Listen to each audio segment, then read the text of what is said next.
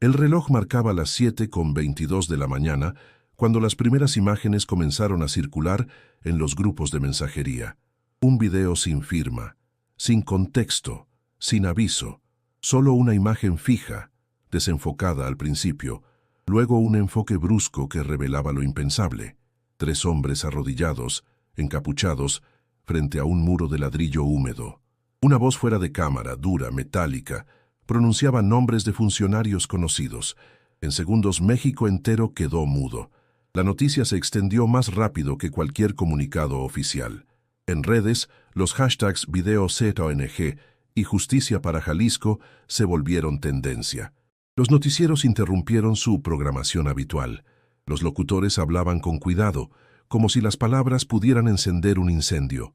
Omar García Harfuch estaba en su oficina en Ciudad de México cuando su asistente irrumpió, pálido. «Señor, tiene que ver esto», dijo, dejando el celular sobre el escritorio. Harfuch presionó play. Durante los siguientes 30 segundos no habló. Su rostro permaneció firme, pero en sus ojos se notaba un reflejo de impotencia. Conocía el lugar. Conocía a las víctimas. Afuera, los sonidos de la ciudad seguían. Los claxones, los vendedores, el murmullo cotidiano. Pero dentro de esa oficina, el silencio era absoluto.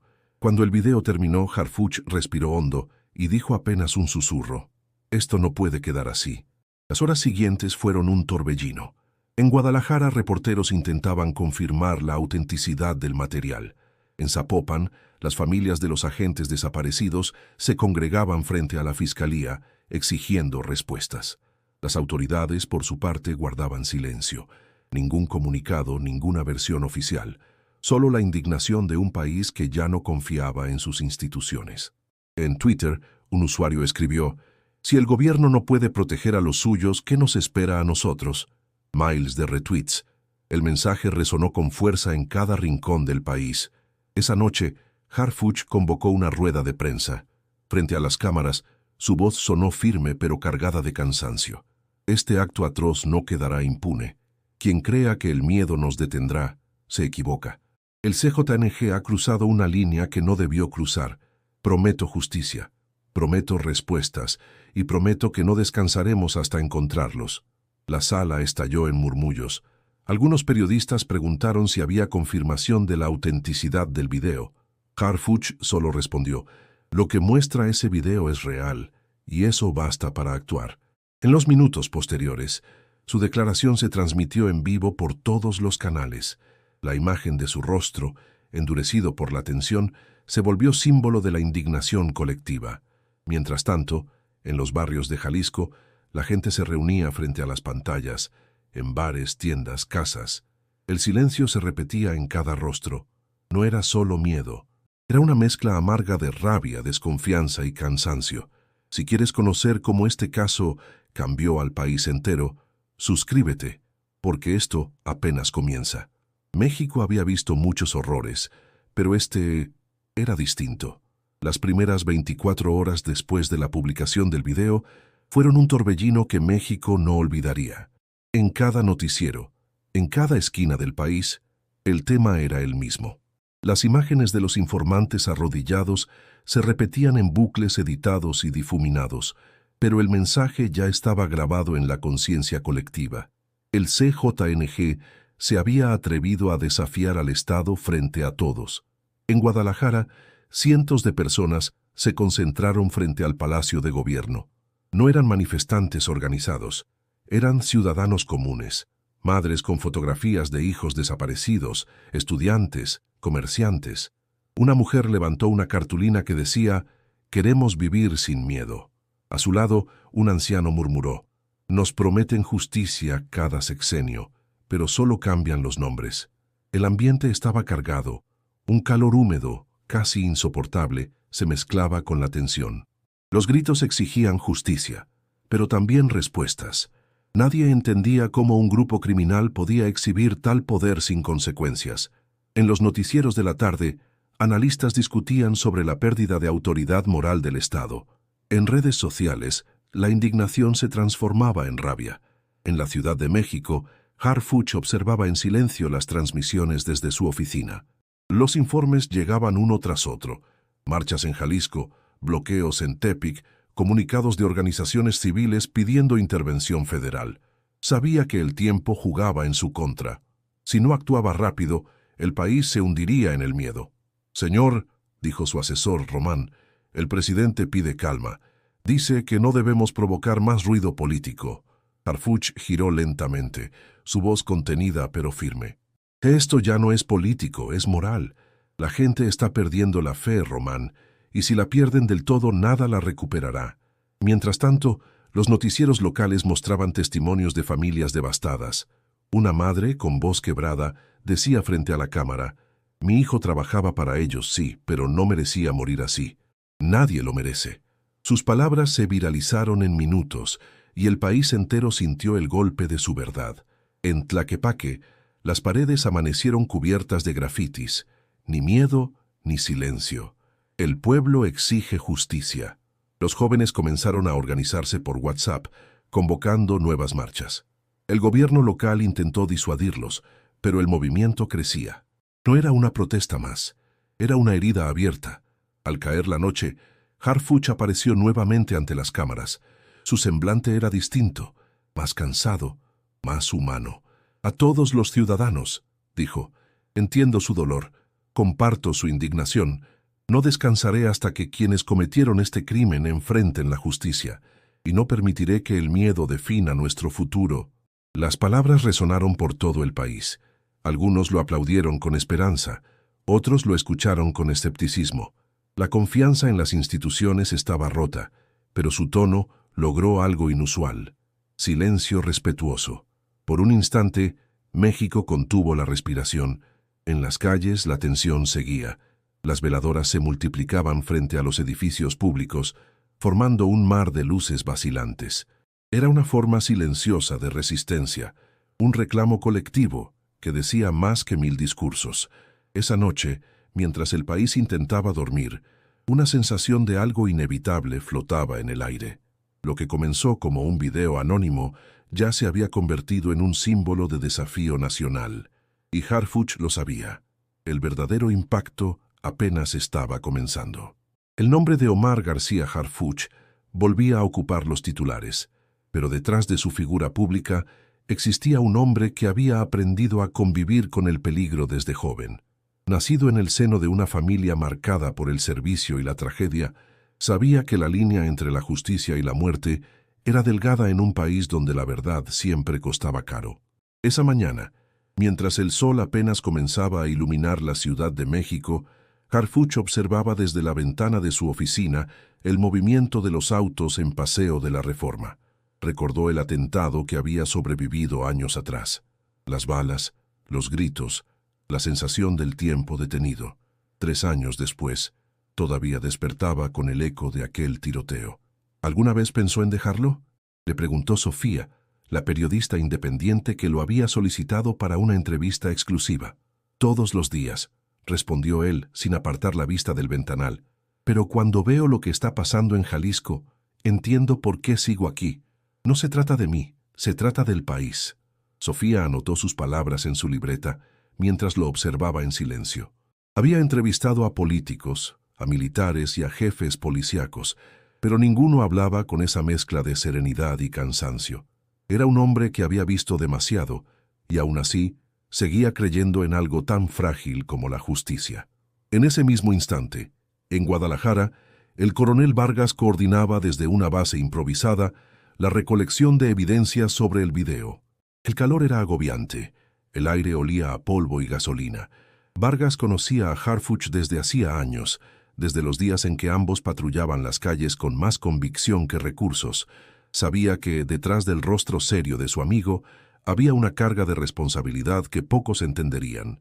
«El jefe no se detendrá», comentó uno de los agentes. Vargas asintió. «Nunca lo hace. Pero eso lo hace peligroso, para ellos y para nosotros». En Tlaquepaque, don Ernesto, líder comunitario y antiguo policía, observaba las noticias desde un pequeño taller mecánico. Había visto generaciones enteras perder la esperanza en la autoridad. Sin embargo, cuando escuchó la voz de Harfuch prometiendo justicia, algo en su interior se movió. Quizá, pensó, Aún quedaba una chispa de credibilidad. Esa noche, Harfuch revisó los informes sobre los informantes asesinados. Uno de ellos había sido su colaborador en un operativo años atrás. Al leer su nombre, sintió un nudo en el estómago. Cerró el expediente con fuerza y murmuró: «Perdóname, viejo amigo, no te protegí». El cansancio pesaba sobre sus hombros, pero el compromiso lo mantenía firme. Sabía que el caso del video no era un episodio aislado. Era el reflejo de una estructura podrida que se había normalizado con el tiempo. Si no hacía algo ahora, la impunidad volvería a ganar. Antes de salir de la oficina, miró una vieja fotografía enmarcada sobre su escritorio. Era su madre sonriendo, detrás el mar de Guerrero. Ella solía decirle: «El valor no está en no tener miedo, sino en caminar con él al lado». Harfuch apagó la luz, respiró hondo y se dijo en silencio que, sin importar lo que costara, no volvería a retroceder. El amanecer en Guadalajara no trajo calma. Desde las primeras horas las calles hervían de voces, carteles y sirenas. Frente al Palacio de Gobierno, una multitud se había reunido, exigiendo justicia y respuestas. El aire olía a sudor, gasolina y rabia. Los comercios cerraban sus puertas temprano. Los dueños sabían que ese día no terminaría en paz. En la avenida Hidalgo, Sofía caminaba entre la gente con su cámara colgada al cuello. Grababa testimonios, capturaba rostros marcados por la impotencia. Un joven con la bandera de México sobre los hombros gritaba: «No más miedo, no más silencio», y la multitud lo acompañaba con fuerza. Ella lo observó y pensó en lo rápido que el dolor podía transformarse en fuego. En una esquina, un grupo de policías intentaba contener a la masa que empujaba las vallas metálicas.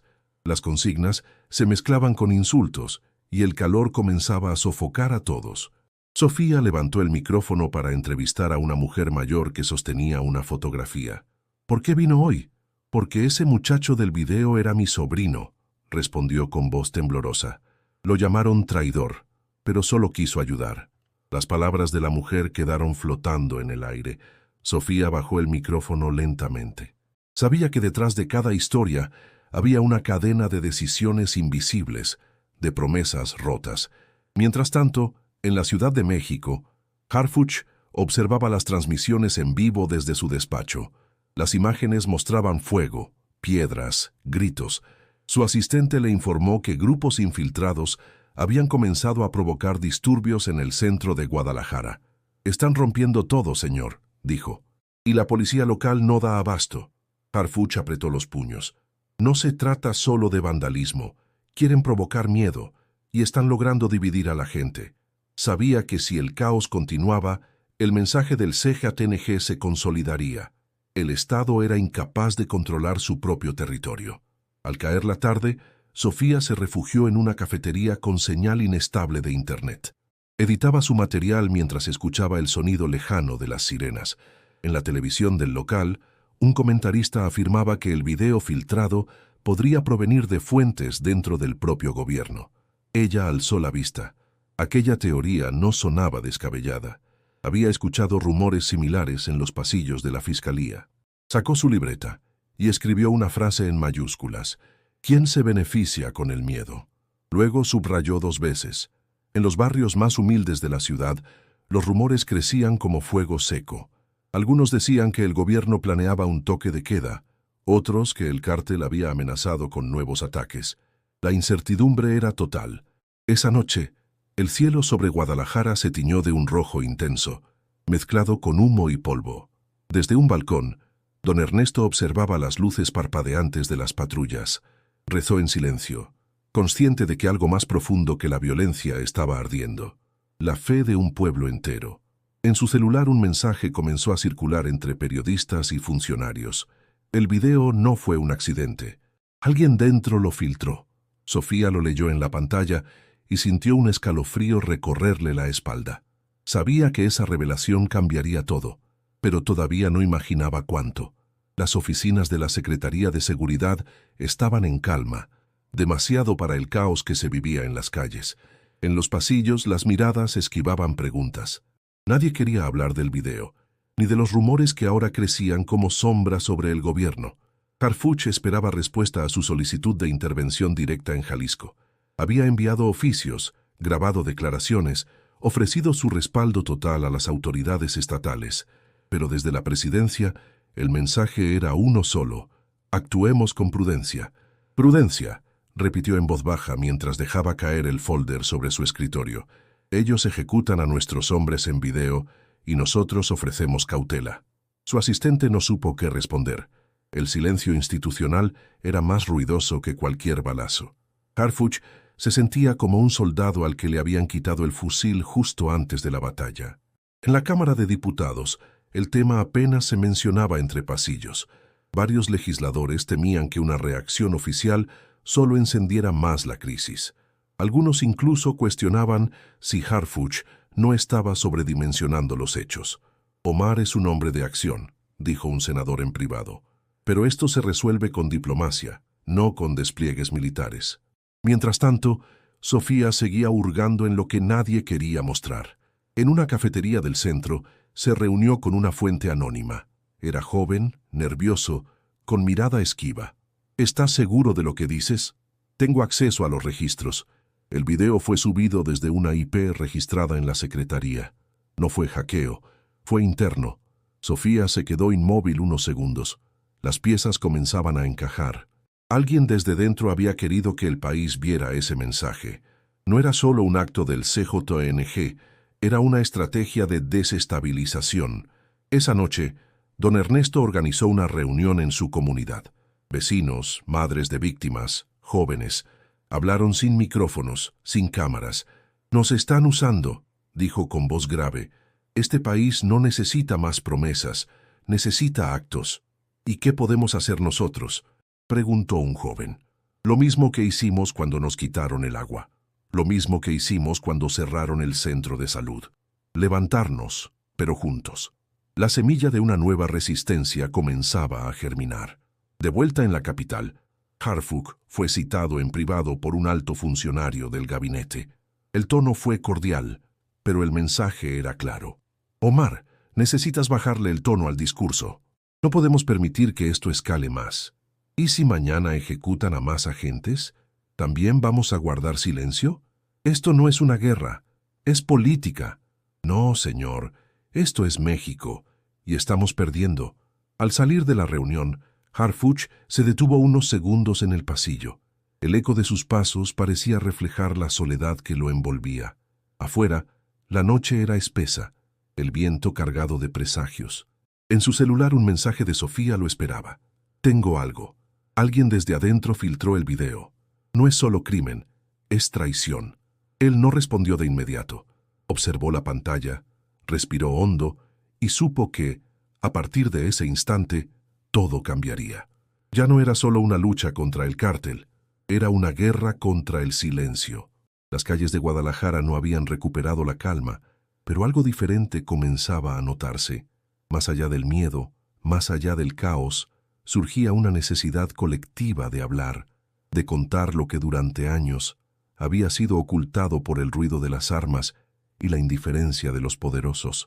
Sofía recorría colonias que los medios solían evitar. Con su grabadora encendida, escuchaba las historias que rara vez llegaban a los noticieros. Una mujer en Tonalá le abrió la puerta de su casa con desconfianza, pero cuando vio el gafete de prensa independiente, accedió a hablar. «A mi hijo lo reclutaron a los 15. Le ofrecieron dinero, una moto, una vida que aquí nadie puede darle. Duró 2 años, después desapareció. Ni el gobierno ni la policía hicieron nada. Sus ojos se llenaron de lágrimas, pero no lloró. Había aprendido a guardar el dolor como parte de su rutina». «¿Y ahora qué piensa del video?», preguntó Sofía.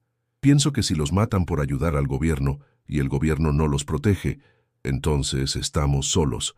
A kilómetros de ahí, en El Salto, un exmilitar vivía bajo perfil. Se había retirado tras denunciar vínculos de sus superiores con el crimen organizado. Sofía lo encontró gracias a contactos en una ONG. «No es cobardía lo que nos hace callar», le dijo el hombre con voz rasposa. «Es que cuando hablas, primero te dejan sin trabajo, luego te buscan en tu casa». Sus palabras, grabadas entre susurros, eran un reflejo brutal de una verdad conocida por todos. La corrupción no era una excepción, era parte del sistema. En una preparatoria del centro, los alumnos organizaron un mural en homenaje a los ejecutados. Pintaron rostros anónimos, palabras como memoria y dignidad, y dejaron un espacio en blanco al centro. Una joven explicó a Sofía su razón. Ese espacio es para los que aún no sabemos que perdimos. Mientras tanto, en su oficina, Harfuch leía un informe confidencial que le había llegado por medio de un contacto en inteligencia civil. Se detallaban omisiones graves en la protección de los informantes asesinados, nombres de responsables directos, firmas, fechas, pruebas que no podían ser ignoradas. Román, su asistente, lo observó en silencio. ¿Va a hacerlo público? Harfuch no respondió de inmediato. Cerró el informe con fuerza, como si necesitara contener la furia que se acumulaba en su pecho. Aún no. Primero necesito saber hasta dónde llega esta podredumbre. Don Ernesto, desde su comunidad, organizaba asambleas vecinales para informar a los habitantes sobre sus derechos, sobre cómo actuar en caso de intimidación, sobre cómo protegerse sin depender de nadie más. Nos enseñaron a obedecer, no a cuestionar, decía, pero el miedo ya no nos alcanza. Las voces del pueblo comenzaban a formar una sinfonía de dolor y resistencia. Cada testimonio era un golpe contra el muro de indiferencia que se había levantado durante décadas. Sofía, al revisar sus grabaciones esa noche, sintió algo diferente. No era solo periodismo, era memoria en construcción. Y por primera vez desde que inició esta historia, supo que estaba haciendo algo que realmente importaba. En la pantalla de su laptop, escribió el título de su nuevo reportaje, El país que sigue hablando cuando todos quieren callarlo. Y mientras las palabras se guardaban, el eco de esas voces seguía creciendo. La llamada llegó a las 3 de la madrugada. Harfuch contestó sin pensarlo, el celular aún vibrando en su mano. ¿Qué pasó? La voz al otro lado era tensa, urgente. Emboscaron al coronel Vargas. Está herido. Perdimos a 2 hombres. Por un momento, el silencio lo envolvió como una jaula. Luego se puso de pie con una furia contenida. ¿Dónde fue? En la salida sur de Guadalajara. Iban camino a una reunión con un contacto. Alguien filtró la ruta. El golpe era más que físico. Vargas no solo era un compañero de lucha, era uno de los pocos en los que Harfuch confiaba sin reservas. Horas después, el hospital militar era un búnker de tensiones. Vargas, intubado, peleaba por su vida. Harfuch se quedó a su lado por unos minutos, sin hablar. En su mente, un pensamiento lo atormentaba. Alguien dentro del sistema estaba saboteándolo. De regreso en la base, reunió a su equipo de confianza. Desde hoy, cada movimiento se mantendrá entre nosotros. Nada por teléfono, nada por correo. Si alguien nos traiciona de nuevo, quiero saberlo antes de que dispare. El ambiente era denso. Nadie se atrevía a mirar a otro demasiado tiempo. La desconfianza había comenzado a germinar, incluso entre leales. Sofía también sentía el peso de las amenazas. Aquella mañana encontró una nota deslizada bajo la puerta de su departamento. Una hoja doblada, sin firma, con 4 palabras escritas a mano. «Deja de cavar, perra». La ira le subió al pecho como una corriente eléctrica. Llamó a su editor, pero no para detenerse. Si alguien se está tomando la molestia de amenazarme es porque estamos cerca. Volvió a sus fuentes, protegió sus archivos y decidió no volver a dormir en el mismo lugar 2 noches seguidas. La verdad tenía un precio, pero callarla costaba más. En Jalisco, los rumores eran cada vez más claros. Alguien dentro de la fiscalía filtraba rutas, nombres, ubicaciones. No era solo una red de corrupción, era una operación estructurada. Don Ernesto comenzó a notar movimientos extraños en su barrio. Carros sin placas, rostros desconocidos. En una reunión comunitaria, alertó a los vecinos. Nos están vigilando. No es paranoia, es respuesta. Y si nos quieren callar, es porque estamos incomodando. Las amenazas no frenaron las asambleas, al contrario, las multiplicaron. La gente ya no confiaba en las autoridades, pero sí en sus vecinos. En la capital, Harfuch recibió un archivo anónimo. Videos de cámaras de seguridad mostraban a un agente federal entrando en una bodega antes de la emboscada. El mismo agente había estado en la operación de resguardo de Vargas. El corazón le latía con fuerza contenida. «Román, quiero saber todo sobre este hombre. ¿Quién lo contrató? ¿Con quién habla? ¿A quién protege?» El rostro de Harfuch era piedra. Cada traición dolía más que una bala. Esa noche, mientras el país dormía entre la incertidumbre y el hartazgo, en los pasillos del poder se confirmaba lo que muchos temían. El enemigo no solo llevaba armas, también usaba trajes, credenciales y sonrisas, y estaba más cerca de lo que todos pensaban. El ataúd estaba cubierto con la bandera.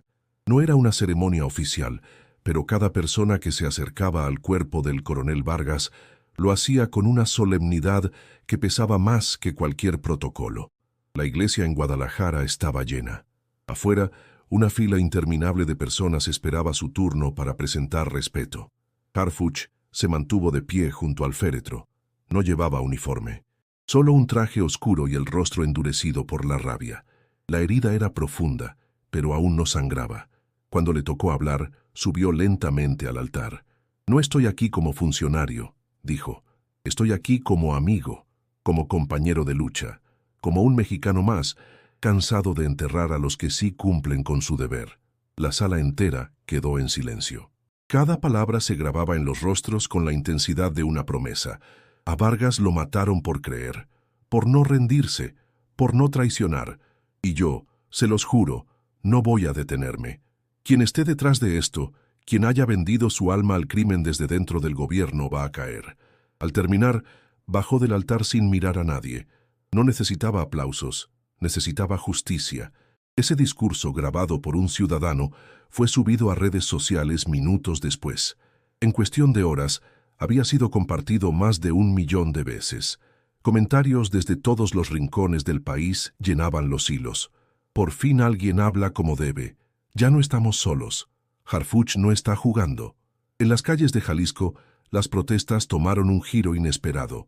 Ya no eran solo reclamos, eran manifestaciones organizadas.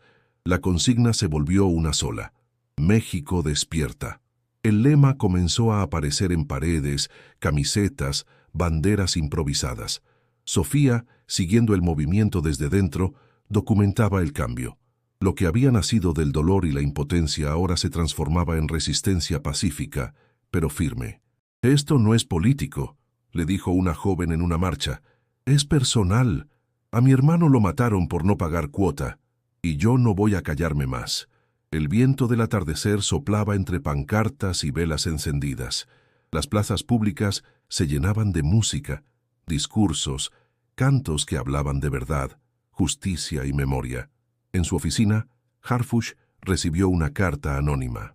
No contenía amenazas, sino una hoja con una frase escrita a mano: «Gracias por no callar». Por primera vez en días, sonrió levemente. «¿Estás viendo lo que está pasando allá afuera?», le preguntó Román. «Sí, pero esto apenas comienza. Ahora hay que sostener la esperanza, y eso es más difícil que encenderla». Esa noche, en una entrevista televisiva, le preguntaron qué pensaba sobre el movimiento México Despierta. Su respuesta fue breve: «Es la mejor noticia que hemos tenido en años, porque un pueblo despierto no se deja gobernar por el miedo». Los aplausos se sintieron incluso en los hogares más lejanos. Mientras tanto, en algún lugar de Zapopan, una figura observaba las noticias desde una casa con ventanas selladas. Su rostro, cubierto por la sombra, no mostraba emoción. Tomó su celular y escribió un mensaje: «Aceleren todo. Él ya no está solo». La guerra silenciosa acababa de volverse ruidosa, y el país entero, esta vez, estaba mirando. La lluvia caía con fuerza sobre Guadalajara cuando Sofía recibió la confirmación que llevaba días esperando. Su contacto en telecomunicaciones, un joven analista que trabajaba en una empresa subcontratada por el gobierno, le envió un mensaje encriptado: «Lo rastreamos. El origen del video no es externo. Fue subido desde Tepatitlán, Jalisco. Servidor interno. Ubicación exacta disponible». Sofía se quedó helada. La sospecha que había rondado su mente desde el primer día cobraba forma sólida. El CJNG no solo ejecutó a los informantes, alguien les dio las herramientas para difundirlo con precisión quirúrgica. Llamó de inmediato a Harfuch. «Tengo el lugar desde donde se subió el video. Es un servidor privado, registrado con una fachada empresarial, pero vinculado a una IP del sistema estatal. ¿Estás segura?». «Como nunca en mi vida». Colgó y guardó la información en múltiples copias. Sabía que lo que tenía en sus manos era más que una pista. Era dinamita. Harfuch convocó a un operativo discreto. No usó personal habitual. Eligió a 5 agentes de su absoluta confianza. La orden era clara: verificar el sitio, recuperar toda evidencia digital y no levantar sospechas. La dirección los llevó a un pequeño centro de datos, escondido detrás de una bodega de materiales de construcción. Desde fuera, nada llamaba la atención, pero al ingresar encontraron más de lo esperado: decenas de discos duros, terminales activas, cámaras de vigilancia apuntando hacia el interior. «Aquí no solo subieron ese video», dijo uno de los agentes. «Aquí manejan información sensible. Esto parece una base de operaciones digital. Copiaron todo el contenido y lo trasladaron a una unidad segura». Al analizarlo, confirmaron lo impensable. El video había sido editado profesionalmente, con datos filtrados desde oficinas gubernamentales. Roman, con el rostro pálido, miró los documentos recuperados. «Aquí hay nombres, jueces, fiscales, secretarios, todos apareciendo en registros cruzados con operativos fallidos». «Y todos vivos», respondió Harfuch, mientras los verdaderos informantes eran sacrificados. Sofía publicó una nota sin revelar detalles técnicos. Solo planteó la pregunta clave: ¿quién se beneficia de un país paralizado por el terror? La respuesta no tardó en emerger en redes sociales. Miles de personas comentaban, analizaban, compartían teorías. El video, en lugar de causar miedo, ahora encendía indignación. En los grupos de vecinos, en las aulas universitarias, en estaciones de radio comunitarias, el tema era uno: si el Estado estaba implicado, la verdad debía conocerse sin filtros. Harfuch sabía que había cruzado un umbral. Ya no era una cacería de criminales, era una confrontación directa con un sistema que operaba en las sombras. Al final del día, recibió un mensaje cifrado desde una fuente antigua en inteligencia militar: «Tengan cuidado, esto no es solo política, es estructura, y las estructuras no caen sin hacer ruido». Miró por la ventana. La lluvia seguía golpeando los cristales con insistencia. Afuera el país comenzaba a despertar de su letargo, pero él entendía lo que eso implicaba. La pregunta ya no era si actuar. La pregunta era si el país estaba listo para mirar al monstruo completo y no apartar la vista. Las luces de la Ciudad de México parecían más lejanas esa noche. Desde el último piso del edificio de Seguridad Nacional, Harfuch analizaba una serie de documentos impresos llenos de nombres, transferencias, mapas. El material recuperado en Tepatitlán no dejaba lugar a dudas. El CJNG no actuaba solo. Operaba en coordinación con una red política y administrativa que facilitaba su expansión, sus ejecuciones, su impunidad. «Esto no es una célula infiltrada», dijo en voz baja. «Es una alianza». Román le acercó una taza de café. Llevaban más de 12 horas revisando archivos, entre llamados telefónicos cifrados y reuniones discretas. «¿Y si filtramos esto a la prensa?», preguntó Román. «Sin pruebas sólidas y respaldo jurídico, nos acusan de armar un show. Necesitamos más». La presión crecía desde todos los frentes. Algunos sectores del gobierno intentaban desacreditarlo, otros exigían resultados inmediatos. Y mientras tanto, el enemigo movía piezas en silencio. Esa misma madrugada Sofía no pudo volver a su departamento. Un contacto le avisó que habían preguntado por ella en la recepción del edificio. Hombres sin identificación, con vehículos sin placas. Decidió esconderse en un pequeño hotel al sur de la ciudad, usando un nombre falso. «No tengo miedo», le escribió a Harfuch por mensaje seguro, «pero sí estoy cansada de mirar por encima del hombro». Él leyó el mensaje y sintió una punzada en el pecho. Admiraba su valentía, pero sabía que aquello no era periodismo, era supervivencia. En una sala paralela, 2 fiscales que colaboraban en el caso fueron removidos de sus cargos, sin explicación, sin declaraciones. A uno lo enviaron de comisión a otro estado, al otro le congelaron cuentas. «Están limpiando el camino», dijo Harfuch mientras leía la notificación. «Nos están avisando que no sigamos». Don Ernesto, desde Jalisco, organizaba reuniones virtuales con colectivos ciudadanos. Hablaban de formación de redes de vigilancia comunitaria, de apoyo legal, de cómo actuar frente a desapariciones. No podemos esperar que nos salven desde arriba, decía. Si el sistema se protege a sí mismo, tenemos que protegernos entre nosotros. Las redes sociales comenzaban a llenarse de videos ciudadanos, denuncias anónimas, publicaciones con etiquetas como «Ya sabemos quiénes son y no nos callarán». El pueblo ya no necesitaba confirmaciones oficiales, necesitaba justicia. En medio de ese ambiente denso, Harfuch recibió una llamada de un número desconocido. Contestó en silencio. Una voz distorsionada habló. «Sabemos lo que tienes. Bájale. O alguien más va a terminar como Vargas». No respondió. Solo cortó la llamada y anotó el número en un papel. Respiró hondo. No había espacio para el miedo, solo para la acción calculada. Al amanecer, Sofía volvió a conectarse desde una locación segura.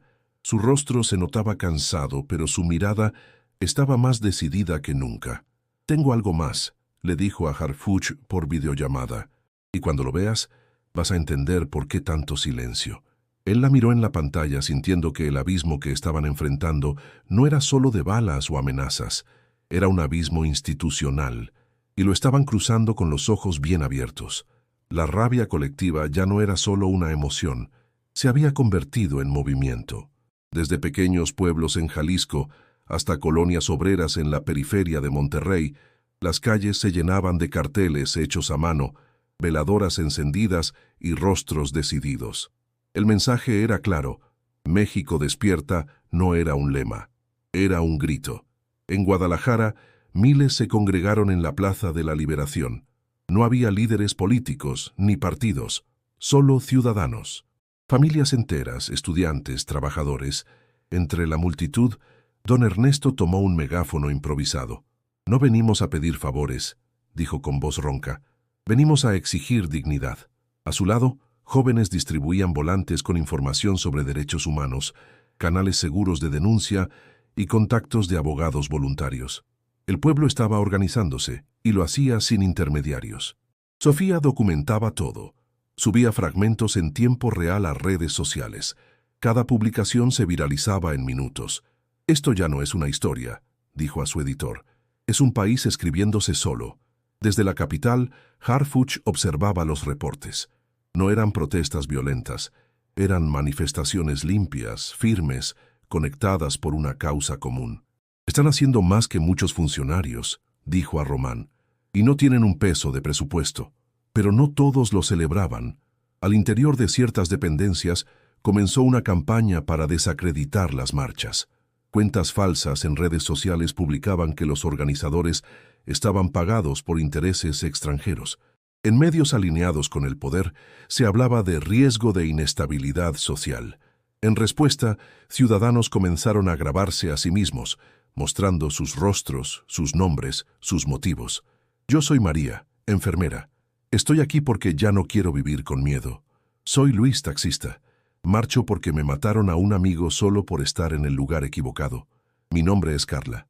No me paga nadie. Me mueve el dolor de ver a mi gente morir en silencio». Los videos fueron recopilados por colectivos digitales bajo un solo título: México despierta. Voces reales. Harfuch, conmovido, autorizó la transmisión de un mensaje público. Esta vez no fue una rueda de prensa formal. Fue un video grabado desde su oficina, sin ediciones, sin filtros. A los ciudadanos que hoy alzan la voz sin violencia, los escuchamos. Y no están solos. Hay quienes desde dentro también luchamos para que la verdad no se archive, ni se borre, ni se mate. El video recorrió el país en cuestión de horas. Fue replicado en estaciones de radio comunitarias, proyectado en plazas públicas, traducido a lenguas indígenas. Mientras tanto, el CJNG no guardaba silencio. Comenzaron a circular panfletos digitales amenazando a líderes comunitarios. En ciertos municipios, aparecieron autos calcinados con mensajes escritos en los cofres. El crimen organizado entendía que el verdadero peligro para su poder no eran las balas del gobierno. Era un pueblo informado. Sofía recibió nuevas amenazas. Esta vez, una fotografía suya tomada ese mismo día con la frase «Sabemos dónde estás». La tensión era total, pero el miedo ya no tenía el mismo efecto, porque cuando el pueblo despierta, no hay sombra que lo detenga. Y México estaba completamente despierto. El sol apenas se alzaba cuando Harfuch y su equipo partieron rumbo a Tepatitlán. No usaron vehículos oficiales, ni placas visibles. El operativo era encubierto, planeado con sigilo absoluto. Llevaban días monitoreando señales digitales que los guiaban a un nuevo punto clave, una propiedad rural conectada directamente con el servidor que había difundido el video. No es una finca cualquiera, explicó Román mientras repasaba los mapas. Tiene líneas de fibra óptica dedicadas, generadores de respaldo y una red privada que no registra entrada ni salida desde hace semanas. El camino estaba cubierto de niebla y la tensión era palpable. Nadie hablaba más de lo necesario. Al llegar, se desplegaron sin alertar. Harfuch dio la orden con un simple gesto. En 5 minutos, la finca estaba bajo control. En el interior, encontraron lo que temían: documentación oficial, credenciales duplicadas, archivos de operaciones en curso. Pero lo más alarmante fue la presencia de 3 individuos, sin armas, sentados como si esperaran ser capturados. ¿Quiénes son ustedes?, preguntó Harfuch. Uno de ellos levantó la vista. Era joven, con uniforme falso de técnico. No somos del cártel, somos seguridad digital. Nos contrataron para subir el material. No sabíamos qué contenía. Harfuch no creyó una palabra. ¿Y quién los contrató? Una empresa fachada, pero los pagos venían del extranjero y de una cuenta vinculada a una dependencia federal. La revelación cayó como plomo. Lo que habían encontrado no solo confirmaba complicidad, confirmaba una operación coordinada desde dentro del Estado. Los hombres fueron arrestados. El contenido de la finca fue transferido inmediatamente a un centro de análisis. Entre los documentos, hallaron listas de vigilancia, movimientos bancarios y una bitácora con fechas que coincidían con operativos fallidos. Román hojeó los archivos en silencio. Aquí está. Esta es la firma de aprobación para desviar los fondos al servidor. ¿Quién firmó?, preguntó Harfuch. Román tragó saliva. Un subsecretario de seguridad. Aún está en funciones. Harfuch cerró los ojos. El enemigo ya no estaba escondido. Tenía cargo, salario y escudo institucional. Mientras tanto, Sofía recibía los avances por un canal seguro. Al leer el nombre del funcionario implicado, sintió cómo el estómago se le contraía. Ese mismo hombre había sido uno de sus entrevistados meses atrás. Recordaba perfectamente su sonrisa calculada, su discurso de mano dura. «Necesitamos hacerlo público», escribió a Harfuch. «Todavía no», respondió él. «Si lo liberamos sin estrategia, van a desviar la atención. Tenemos que hacerlo de forma que no lo puedan enterrar». Sofía entendía el riesgo, pero también entendía el valor de la oportunidad. En paralelo, en redes sociales comenzaron a circular rumores sobre la finca, el operativo y la identidad de los arrestados. La información fluía más rápido de lo que podían controlarla. Don Ernesto, desde su comunidad, recibió una copia filtrada del informe. Reunió a su gente y dijo: «No estamos luchando contra un monstruo, estamos dentro de él». Esa noche, Harfuch se quedó solo en su oficina. Miró las pruebas, las fotos, los nombres. No era una conspiración, era un sistema, y por primera vez pensó que quizá no se trataba de ganar. Se trataba de resistir lo suficiente para que todo saliera a la luz. El informe final estaba listo. 126 páginas con pruebas documentadas, capturas de pantalla, transferencias bancarias, nombres, fechas y una estructura clara que demostraba cómo funcionarios del más alto nivel habían colaborado, directa o indirectamente, en la difusión del video y en la ejecución de los informantes. Harfuch lo tenía sobre su escritorio. Lo había leído 3 veces. No había margen de error. Si lo hacía público, el país entraría en un torbellino. Si lo ocultaba, se convertía en cómplice. «No hay vuelta atrás», dijo Román. «Esto va a volar todo por los aires». «¿Y si no lo hacemos?», preguntó Harfuch, sin levantar la vista. «Entonces, ganan ellos. Y no solo ahora, para siempre». Esa misma noche Sofía regresó a la ciudad. Había cambiado de hoteles tantas veces que ya no recordaba cuál era su dirección real. Se encontró con Harfuch en un estacionamiento subterráneo, como si fueran fugitivos. «Ya está listo», le dijo él, entregándole una memoria USB. «¿Estás seguro?» «Estoy cansado de estar seguro. Solo quiero estar en paz. Sofía sabía lo que esa información significaba. Si la publicaba, cambiaría el rumbo de su carrera y probablemente de su vida.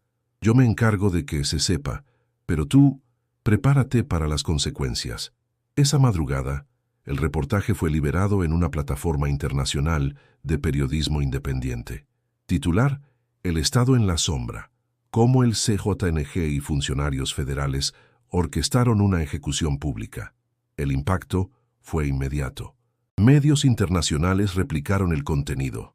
Organismos de derechos humanos exigieron explicaciones. La oposición política pidió la renuncia de varios secretarios. Las redes ardían. En las calles, las protestas se multiplicaron. El movimiento México Despierta creció en fuerza. Ahora no solo se hablaba de justicia por los ejecutados, sino de una refundación del sistema. En Palacio Nacional la presión se volvió insostenible. El subsecretario implicado fue cesado esa misma mañana, pero en lugar de una detención, fue reasignado como agregado en una embajada. Harfuch vio la noticia con el ceño fruncido. Esto no es justicia, es protección diplomática. Y lo sabes, respondió Román. Sabías que pasaría, pero ahora ya no lo pueden esconder. Don Ernesto organizó una cadena nacional ciudadana. Radios comunitarias, canales independientes, transmisiones en vivo por redes sociales. Cada región aportaba su voz. Cada comunidad contaba su verdad. En una de esas transmisiones, una joven estudiante dijo: «No queremos venganza, queremos verdad, queremos memoria, y queremos que nadie más tenga que morir para que el país despierte». Sofía, desde una ubicación no revelada, habló en vivo con varios medios. No mostraba miedo. Harfuch me dio este archivo sabiendo que él sería el primero en pagar el precio, y aún así lo hizo, porque hay momentos en los que callar es peor que arriesgarlo todo. El día terminó con un sentimiento extraño, mezcla de triunfo y vacío. Se había logrado un acto de valentía, pero aún no justicia. Esa noche, Harfuch caminó solo por las oficinas vacías. En la pared colgaba una fotografía en blanco y negro del día en que fue nombrado jefe de la policía. La miró por unos segundos, luego apagó la luz. Sabía que lo más difícil aún estaba por venir, pero también sabía que ya no estaba solo. La ciudad amaneció cubierta por un silencio inusual. Las avenidas seguían llenas, los comercios abiertos, el tránsito habitual. Pero algo en el aire había cambiado. Las noticias del informe, las renuncias, las protestas, todo parecía haber dejado una huella profunda en el ánimo colectivo. En el Congreso, varios legisladores pedían una comisión especial para investigar las acusaciones. Pero entre susurros, muchos sabían que esa comisión nacería muerta. Harfuch lo sabía también. No esperaba milagros desde los escaños, pero al menos ahora había presión pública. Román entró con el rostro tenso. «Te buscan de presidencia. Ahora si tienen algo que decir, quieren que moderes el discurso, que des una declaración que restituya la confianza institucional. Después de todo lo que pasó, ¿quieren que yo legitime el silencio?». La respuesta fue el sonido seco de la puerta al cerrarse. Mientras tanto, en las calles, las movilizaciones continuaban, pero algo más comenzaba a emerger. Grupos radicales, ajenos a los colectivos originales, se infiltraban en las marchas. Pintas con mensajes de odio, actos de vandalismo. El viejo truco para criminalizar el descontento. Don Ernesto lo notó al instante. Convocó a una reunión de emergencia con otros líderes barriales.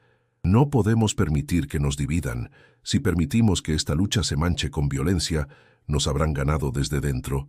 En redes sociales los debates eran intensos. Algunos exigían justicia institucional, otros pedían venganza. «Ellos matan. ¿Por qué nosotros debemos responder con leyes que no los alcanzan?», decía un comentario viral. «Porque si bajamos al mismo nivel, no ganamos. Perdemos el alma», respondió otro. Sofía, entrevistada por un canal internacional, fue clara. «No queremos cabezas. Queremos verdad, cambios, garantías. No buscamos linchamientos. Queremos memoria». Harfuch, por su parte, enfrentaba su propio dilema. En su escritorio tenía una lista de nombres que habían salido ilesos. Todos los cómplices indirectos. Todos aún en funciones. Si los exponía ahora, sin respaldo político, serían intocables. Pero si callaba, él mismo quedaría como parte de ese engranaje. ¿Y si solo estamos alimentando un ciclo?, le preguntó a Román. ¿Te refieres a la venganza? A la idea de que cambiar el país significa arrasar con todo. No se trata de arrasar, se trata de arrancar lo podrido sin destruir lo sano. En ese momento, comprendió que no podía seguir solo con declaraciones. Necesitaba canalizar la rabia hacia algo más fuerte que el enojo, hacia la reconstrucción. Convocó a una rueda de prensa no oficial, en una plaza pública. No usó podio ni escoltas, solo un micrófono en medio del pueblo. A los que piden venganza les entiendo, pero no la comparto, porque la venganza es circular, siempre vuelve. Lo que necesitamos es justicia, que los culpables paguen, sí, pero que también aprendamos cómo evitar que esto vuelva a pasar. El silencio que siguió a sus palabras fue más fuerte que cualquier aplauso. Ese día, por primera vez, no hablaron los gritos. Hablaron las miradas. La ciudad entendía que el cambio no vendría de un héroe, vendría de todos, y Harfuch lo supo al ver a una niña en primera fila levantar un cartel que decía: «No más miedo, solo verdad». El país entero contenía la respiración. Las noticias seguían, los debates no cesaban, pero algo se había asentado en el aire, una espera, una pausa antes del siguiente paso. Y todos sabían que ese paso lo daría Harfuch. Desde temprano los rumores crecían, que renunciaría, que lo habían presionado para callar, que dejaría la seguridad nacional. Pero a mediodía apareció la notificación oficial. Omar García Harfuch ofrecería una declaración pública, sin medios, sin instituciones, solo él, frente a una cámara transmitida en vivo por plataformas independientes y redes ciudadanas. El fondo era simple, sin emblemas, sin banderas, la imagen de un hombre solo. «No voy a leer un comunicado», comenzó. «No vengo a hablar como político, vengo como ciudadano, como mexicano». Respiró hondo mirando a cámara con serenidad. Lo que vivimos en estas semanas ha sido una sacudida profunda. A muchos nos cambió la forma de ver a nuestro país. A mí también. Descubrí que el enemigo no siempre lleva pasamontañas. A veces viste traje, a veces da discursos, a veces firma documentos, y otras veces simplemente se calla. Su voz era firme, pero cargada de emoción contenida. He recibido amenazas, he perdido compañeros, he dudado, pero también he visto un país que se levantó sin armas, que salió a las calles con palabras, que respondió al miedo con verdad. Pausa. Por eso, hoy no renuncio, no me retiro, pero tampoco sigo igual. Desde este momento, dejo de ocupar cargos públicos. No porque me rindan, aclaró, sino porque quiero hablar sin cadenas, porque sé que mi papel ahora no está en un escritorio, está en la calle, junto a ustedes. Miles de comentarios inundaban las transmisiones. Gente llorando, aplaudiendo, escribiendo mensajes de agradecimiento. Hoy más que nunca necesitamos construir un país que no dependa de un solo hombre, ni de un gobierno. Necesitamos construir un nosotros. En el final miró fijamente a cámara. No se trata solo de justicia, se trata de memoria, de no olvidar a quienes murieron por decir la verdad, a quienes fueron silenciados por confiar, a quienes, como Vargas, se negaron a traicionar. Una última frase, pronunciada con un tono suave, casi íntimo. La verdad no mata, la verdad incomoda, expone, sacude, pero también libera, y cuando se libera, ya nadie la puede encerrar. Apagó el micrófono y se retiró sin dar entrevistas. En los días siguientes, su figura fue retirada de los canales oficiales, pero se volvió omnipresente en centros comunitarios, espacios ciudadanos, foros académicos. Don Ernesto lo invitó a su comunidad. Sofía continuó su labor como periodista independiente, ahora rodeada de una red de colaboradores nacidos del mismo movimiento. El país no cambió de un día para otro, pero cambió. La justicia no fue total, pero fue real para muchos. Y lo más importante, el miedo ya no mandaba, porque cuando el pueblo despierta, no vuelve a dormir. Si esta historia te conmovió, si crees que la verdad aún puede cambiar nuestro país, suscríbete al canal y comparte este video. Y si quieres seguir descubriendo lo que otros quieren que olvides, haz clic en el siguiente episodio. Porque aquí seguimos hablando.